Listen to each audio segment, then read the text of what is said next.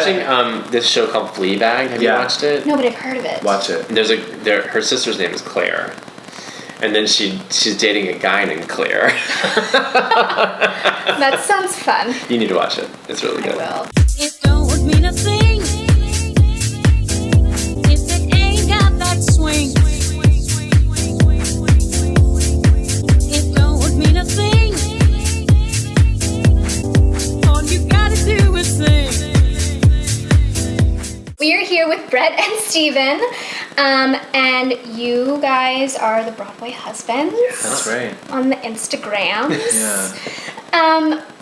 So let's just start with that. Why did that become a thing? Why did that start? I started this vlog. I have a blog on brettshuford.com, and the one bit of content that would always get the most engagement was anything that was the two of us. And I just, as an experiment, I was like, well, what if I separate anything with the two of us and make a separate channel and call it Broadway Husbands? And boom, like the minute I did that, the Instagram just kind of blew up, and we've been blogging and gramming ever since. That's right. And every day we just get new followers and new people in our lives, and we thought it would be a really great opportunity to show LGBT couples, that are making a living as artists and are starting a family as artists, and also help support the arts. Yeah. So that's really kind of how it was born. Like, we're blogging like crazy. We're probably going to start a podcast, actually. Yeah. I'm talking to a producer next week. Awesome. Yeah. Congrats on, I think you guys have like 22,000 something followers. 26. 26? 26. Wow. It's like, it's crazy. It's kind of cool. I never thought it would happen, and the way it has, it's been really fun. Yeah. Don't you think? Yeah, it's been a lot of fun. It's been a lot of fun. Quality photos on Broadway Husbands. Quality. Quality. Sometimes. Quality stuff. Sometimes it seems like they're a hit, and sometimes it seems like they're a total miss. Even even on like my personal page the other day, I shared one that was like very quality, and it like I haven't looked at it the number recently, but I remember the first day it was out. I was like, wait, this is a really nice Instagram photo. It's like all over the place. Instagram has the weirdest. It's such a weird thing when you get into that social media, and then you start to notice how the algorithm works. And then as soon as you think you figure out the algorithm, it changes, and you're like, wait, and what's there's happening? Update, and then they do this, that, and the other, and it's like you just never know. You just never know. Yeah. So Broadway Husbands, you guys have both been on Broadway. Yeah. Tell me about that and how both of your journeys started with being an actor and moving to the big stage. Well, I started off as a ballet dancer, and I actually moved to New York City when I was 12, and I went to the School of American Ballet. And I danced with the New York City Ballet for 13 years, and I became a principal dancer there. And then the first Broadway show that I did was Billy Elliot on Broadway. And once I started, I was just kind of hooked, and I got like, I guess the bug, I guess you would call it. I don't know. And I just wanted more. And so then I've also been in On the Town, and American in Paris, and Hello Dolly. They're all up here. Yeah, they're actually behind us. Yeah. And probably like halfway down. Yeah. That's how that started. That's awesome. Yeah. What about you? Well, when I started performing really young, I just was bit by the bug at like 6, and did all this community theater in Texas where I grew up, and it was one of those things where if I wasn't performing, I would get really depressed, and my parents would get really concerned. So they were just like, here, do a show. They didn't get it, but they supported it. And so then I went to college for musical theater. I went to Wagner College. And spent my summers working professionally, and I got my equity card at Paper Mill Playhouse right after college, and continued to work professionally. And then Chitty Chitty Bang Bang was my first Broadway show. And then after that, I went into Beauty and the Beast. I did the original cast of Little Mermaid. And then Amazing Grace, original cast of Amazing Grace, which we know a bunch of people. And then my last Broadway show was Cirque du Soleil's Paramore. Okay, so you guys just moved back to New York. Yeah, so we spent the last year in Charleston. And how is that, going from New York to Charleston and being there for a while? It was great. I mean, the transition was huge, but We were both looking forward to the change of pace, and It's a very different change. yeah. It's very different. It's like night and It's a day. beautiful place. There's really nothing not beautiful about it. You know, the city is pretty. The beaches are great. The weather is always awesome. Oh yes.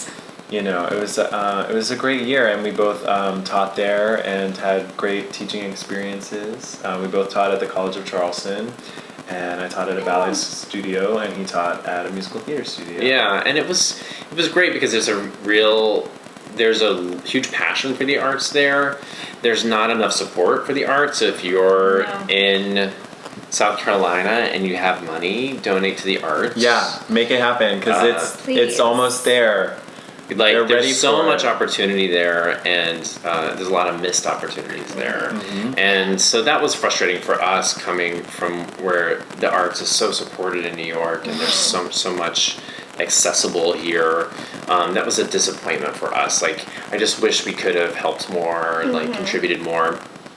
But you know, we made some wonderful friends, and we really loved living in Charleston. Yeah. It's a But good place to live. it's a great place to live in. It's like an easy commute from New York. Yeah. Like there were a couple times where we flew in the For morning and we're back by auditions, dinner. And Oh yeah, because the airport's right there. It's too. so easy. Yeah, that's so Super nice. easy. If you flew into Newark, I could get to an audition. One morning I got here and was in an audition at 9:30 a.m. yeah, and then you were back by dinner. Yeah, That's amazing. yeah. Just cute little. So Charleston, round trip. Charleston's Yeah. like a cute little, It's amazing. East Coast place to be. But for us, like, we want to start a family, and we just weren't going to make as much money, like make a living the way we can in New Yeah. York, doing what we do. We would have had to probably have to go into other ventures. I would have been driving Uber and various other things, which I was totally open to. But I was like, Yeah, "We should but go we back were to like, we've been in New York for 20 years, and we have a lot of, there's a big community of people here that we love, and we missed them, and we missed our opportunities, like the performing opportunities that we got Yeah. here. Yeah.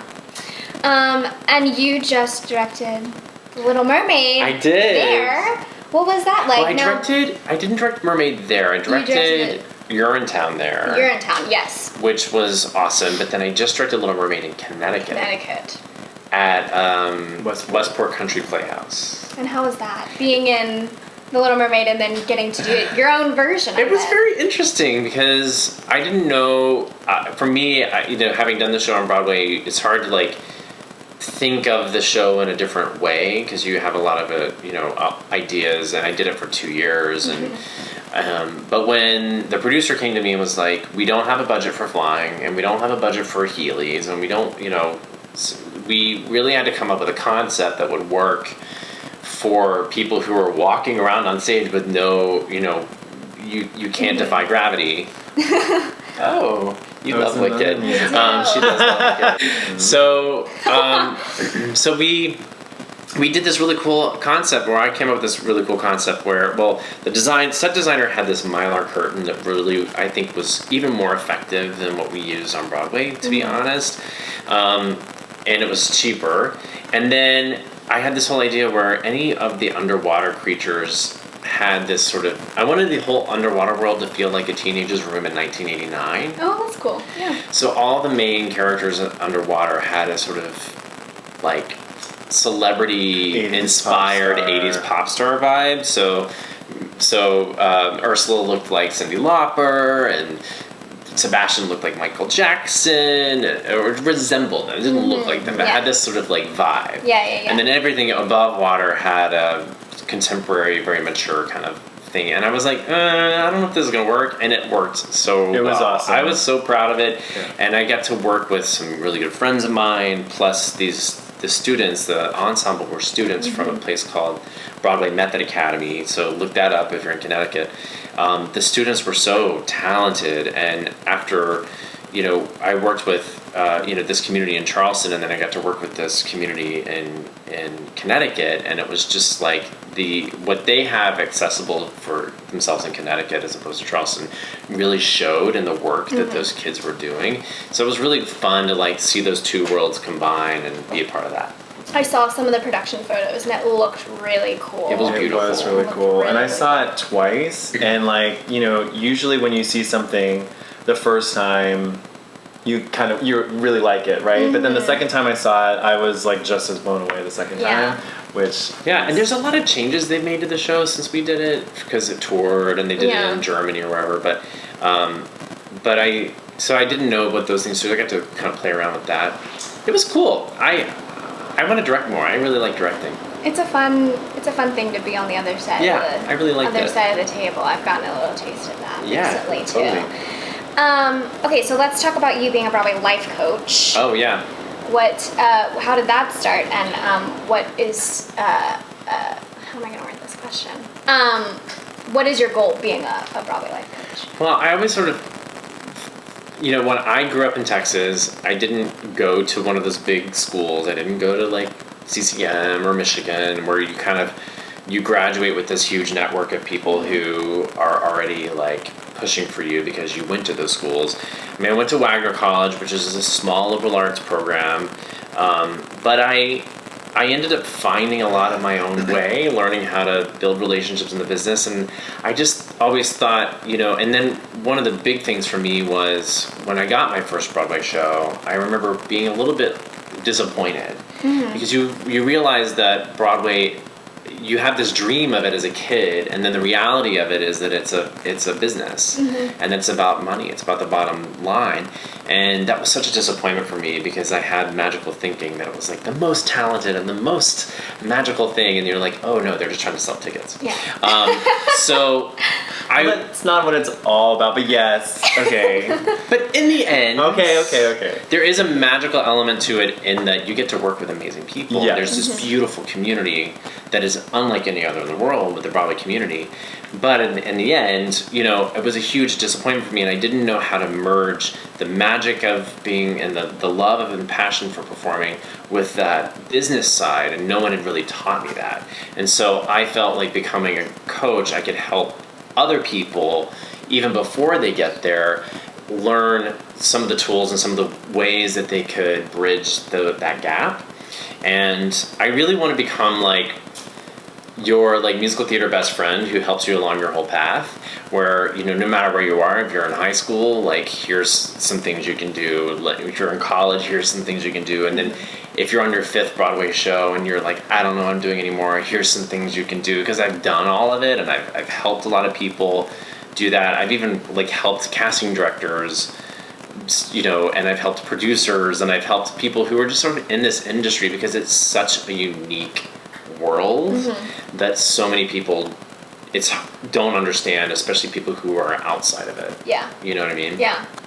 Well, that's cool. And you're currently, did I see that you're currently doing something right now? Yeah, if can I plug it? Yes. If you go to Broadway Life Coach Group on Facebook, all last week I did the Broadway Life Summit, which is now over, but we had 12 different speakers, including Ken Davenport and a bunch of social media specialists, all these people kind of doing trainings all week. But this coming week, totally for free, in the Broadway Life Coach Facebook group, I'm doing a marketing masterclass all week. It's totally free.